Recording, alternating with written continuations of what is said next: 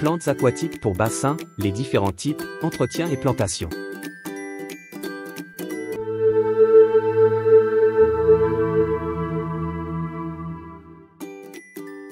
Un bassin se doit d'être un espace de calme et d'harmonie le plus proche possible de la nature.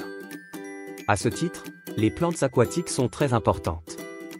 Il faut distinguer les plantes de berge, les plantes de marais, les plantes immergées de zones peu profondes, les plantes immergées de zones assez profondes, les plantes immergées de zones profondes, nénuphars, lotus, les plantes oxygénantes, les plantes flottantes. Chaque espèce a son rôle à jouer dans l'équilibre du bassin. Par exemple, les nymphéas créent une zone d'ombre au centre du bassin et sont d'importants consommateurs d'éléments nutritifs, nitrates. De plus, ces plantes disparaissent l'hiver laissant le soleil réchauffer l'eau. Ces plantes de surface méritent tout autant de figurer dans un jardin aquatique que les plantes ancrées dans le fond du bassin. Elles ont un rôle à jouer par rapport à l'ensoleillement et à la qualité de l'eau, consommation des nitrates. On peut en distinguer deux sortes. Les indigènes, lentilles d'eau trilobées, châtaignes d'eau. Les espèces d'origine tropicale, azolées, jacinthe d'eau et laitue d'eau. Ces dernières sont à fort développement pendant la période estivale. Elles craignent les températures à 10 degrés Celsius et il faut donc les considérer comme des annuelles et les remplacer chaque année. Elles ont besoin d'un bon ensoleillement et d'une eau riche en matières nutritives, surtout si l'on veut voir fleurir la jacinthe d'eau. Le biotope aquatique d'un étang dépend des plantes oxygénantes. Grâce à la photosynthèse, ce type de plantes d'eau aquatique dites oxygénantes produisent de l'oxygène, ce qui est précieux pour la vie des bassins, ainsi que pour les bactéries qui vont décomposer les matières organiques afin qu'elles puissent être assimilées par les plantes. Les plantes oxygénantes participent à rendre l'eau douce plus claire en facilitant sédimentation des matières en suspension comme les déchets organiques, la terre ou le sable, ce qui permet de freiner le développement des algues. En plus de servir d'abri à ces animaux, ces plantes servent également d'habitat à des mollusques, des insectes, des poissons, des amphibiens. Leurs feuilles peuvent absorber les nutriments de l'eau et libérer de l'oxygène dans l'air. Elles absorbent les impuretés et produisent de l'oxygène. Ces plantes oxygénantes filtrent l'eau et réduisent la croissance des algues.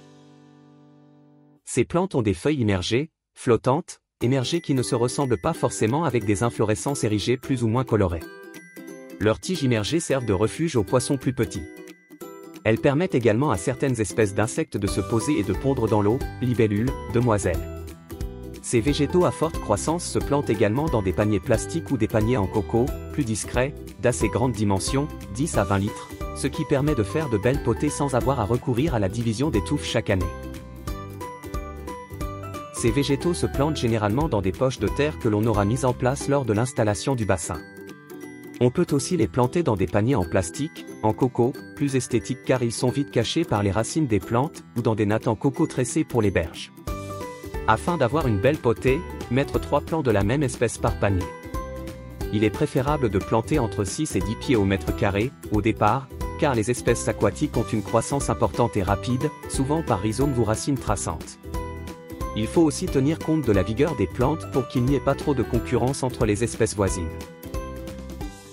Les nénuphars sont un type de plante d'eau aquatique essentiel pour créer un bassin magnifique et tranquille. Les nénuphars donnent à un étang, un bassin ou tout autre biotope un aspect noble avec leurs fleurs blanches, roses, jaunes ou rouges.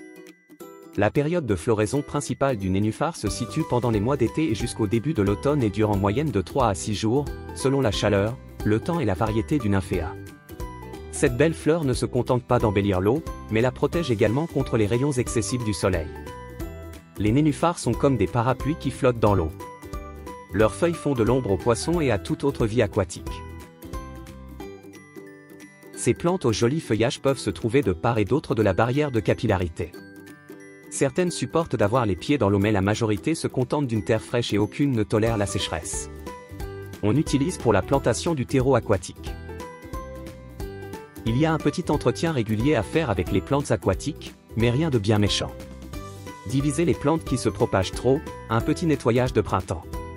En été et en automne, un peu de taille et l'élimination des fleurs fanées. En hiver c'est repos pour tout le monde. Pour les plantes non rustiques, pensez à bien les rentrer en hiver. La profondeur de plantation est toujours donnée par rapport au collet de la plante, ce qui correspond au bord supérieur du panier pour les plantations en pot et au collet de la plante pour les plantations en pleine terre. Les plantes aquatiques sont assez prolifiques, l'échec dans leur culture provient souvent d'une profondeur de plantation inadaptée, trop profond, l'inverse est moins gênant, ou d'un support de culture inadapté. Mettez un like et abonnez-vous à la chaîne Passion Bassin. On se retrouve très bientôt pour de nouvelles vidéos. À bientôt.